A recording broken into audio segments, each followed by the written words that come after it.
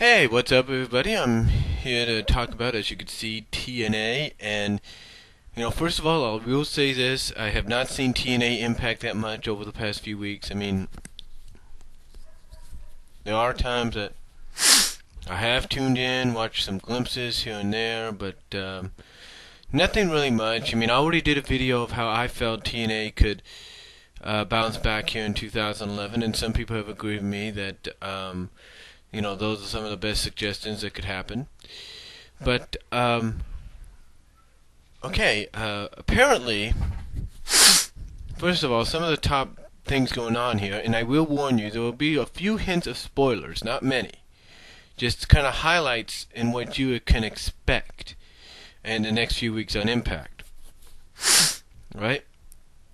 Now, as we all saw at Genesis, Genesis being TNA's first pay-per-view of the year, it was an okay pay-per-view, not the best pay-per-view of the year, but, not the best pay-per-view to kick off the year, but it was okay. The only highlights of the night were the fact that we finally saw Matt Hardy debut in TNA. We knew that was coming. As well as we unexpectedly, and this is something I talked about that TNA needed to do. They needed to do this. And that is TNA took the title off Jeff Hardy. Oh, excuse me. Hit the mic there. But TNA took the title off Jeff Hardy. Now, I thought originally, honestly, that TNA was probably going to do a triple threat. That did not happen. Instead, they gave us an unexpected, unscheduled main event for the TNA World Title. Basically, storyline-wise, what happened is that Matt Morgan lost to Mr. Anderson. Mr. Anderson became number one contender. Now, excuse me about that. I still have a bit of cold. But Mr. Anderson became number one contender. Now storyline-wise, this is what they did, which is typical, I guess you could say, NWO deal, because that's what a lot of people compared Immortal and Fortune to, the NWO. And well, here's what happened. Anderson wins the match. Bischoff comes out and says, "Okay, you're going to get your title shot right now." Basically, storyline-wise, what they were trying to do, was the plan was for Jeff Hardy to go down there, have his title match against Anderson, beat Anderson down to the point that he would lose the match. To the point that Anderson would lose the match. 1, 2, 3. Anderson's out of the title picture. However, TNA didn't. However, that did not happen. And what happened instead was Anderson became the new TNA World Heavyweight Champion. Which I'm pretty sure WWE's looking at and they're thinking, whoa, they put the title on him? Guess we should have done the same thing. But apparently Anderson said last night during his promos that WWE never let him be himself. They only, at times they did. Well, the thing is they really didn't. They didn't let him be what he is in TNA. But hey, you can never say never in the business. If Anderson leaves TNA one day and goes back to WWE, maybe WWE will say, okay, you can be yourself. We don't know. Seriously doubt it. But anyway,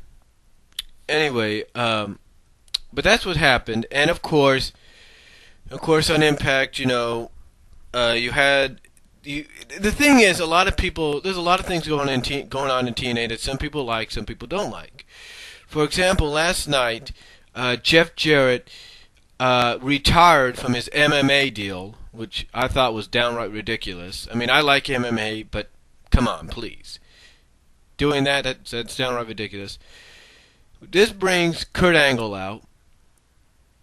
Well, of course, what happened is that Jeff Jarrett wants to celebrate his undefeated reign as an MMA fighter by bringing out Karen Angle, now known as Karen Jarrett.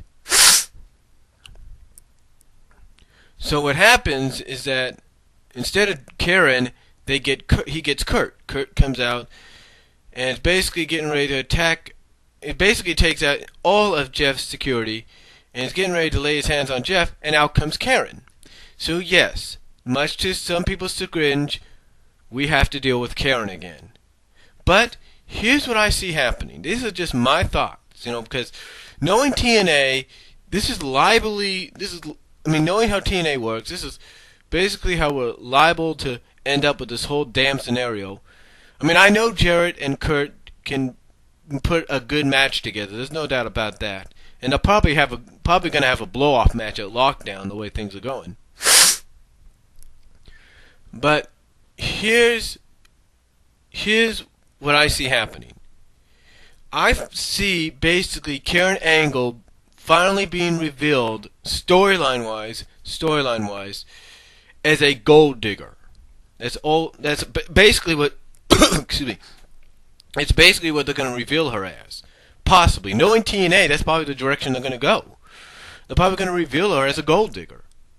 Think about it. Think about it. She became a heel and everything because Kurt had all the championships, and then she started to leave Kurt after he lost all the titles. So think about it. It would be obviously that'd be the best choice, right? I could be wrong, but it'd probably be the best choice.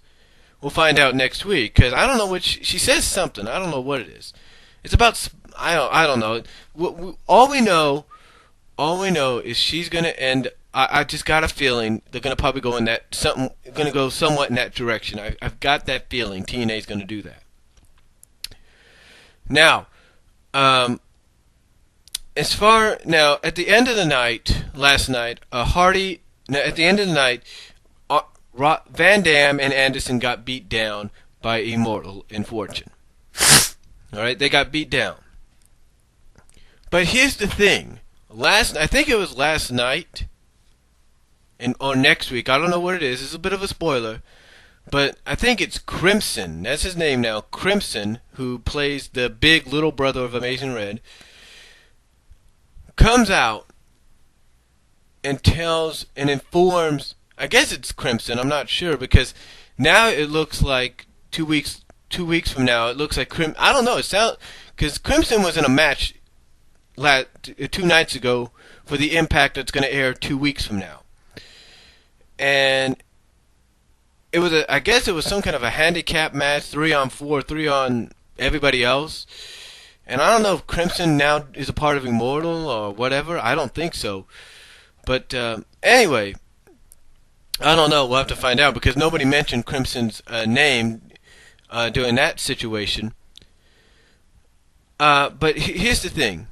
I don't know if it started last night or it's going to start next week. But I don't know if it's Crimson or somebody. But someone in TNA, like I said, I don't know if it's Crimson or somebody. They say that they're informing Bischoff that they are coming. So in other words, we're going back to that they card. TNA's playing the they card now. But they're putting it more on the babyface side, if you will, of things. But the question that people are going to be wondering, in case they don't read spoilers, is who is the they talk about? Well, let me put it to you like this.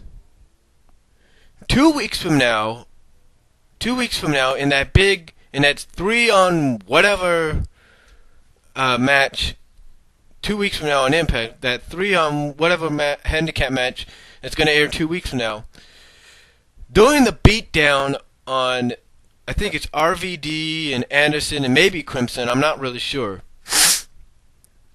Maybe Angle. I'm not sure yet. Might be those, I don't know. But what happens during this beatdown, the lights will go out. The lights will come on, and somebody will be standing in the middle of that ring with a lead pipe. Now I'm going to let it sink into your heads first. What wrestler do we know has been known to use a lead pipe throughout his career to hurt people? Let it sink in for a second. Think about it. Who? Let it sink in. Got it figured out? Well, in case you don't know, it's a spoiler alert.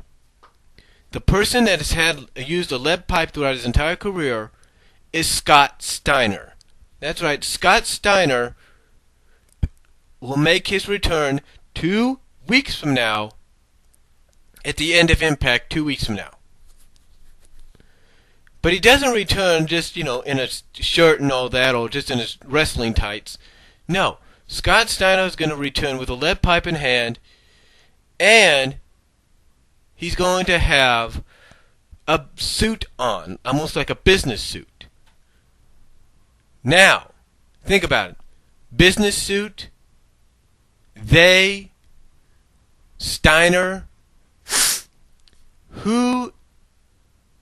what faction do you remember had business suits on and Steiner was a part of? Think about it. What faction? Wasn't NWO. Wasn't the Christian Coalition. Wasn't the Angle Alliance. Wasn't Planet Jarrett. Nope. It was the Main Event Mafia. That's right. The Main Event Mafia. So there's your answer right there. It seems that that they're now going to be doing is going to turn out to be the Main Event Mafia. Or at least some of the members. Because think about it. Kevin Nash was a member. Booker T was a member. Sting was a member. Angle. And seeing as though Booker T sounds like he's going to be negotiating with WWE again, that will only leave you possibly with Nash, possibly with Angle, Joe. Samoa Joe was a part of him.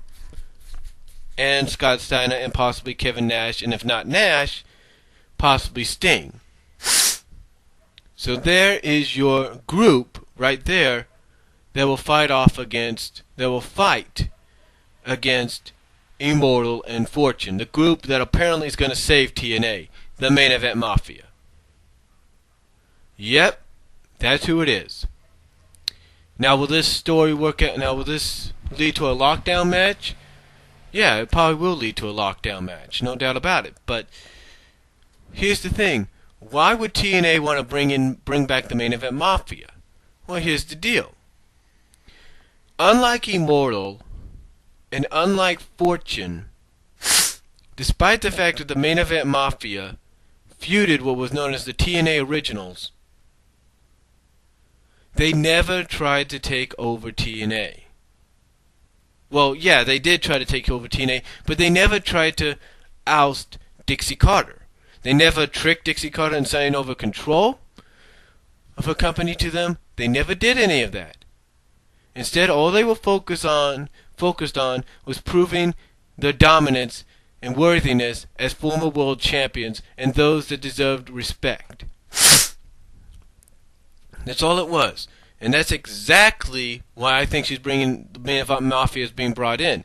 Because they're looking at the storyline-wise, they're probably going to look at the fact that Immortal and Fortune is not showing respect towards the business and towards anybody in TNA.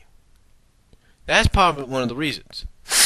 But speaking of Immortal and Fortune, and now first of all, I apologize if this audio video is going to be in 2 parts. But speaking of Fortune and Immortal,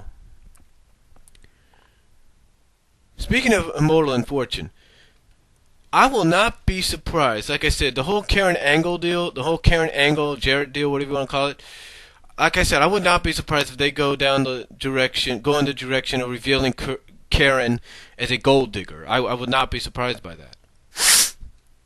But here's something I will not also be surprised about. I would not be surprised if they went in the direction and revealed that the reason guys like Jeff, AJ, Jarrett, and even Abyss, the reason they've been acting the way they are, the reason they've been siding with Immortal and acting the way they are, is not because they want to, it's because Hogan, Bischoff, and Flair are forcing them to. That's what I believe. I mean, knowing TNA, knowing the way the writing staff works, well, not really knowing, but guessing the way they work, I would not be surprised if they go in that direction.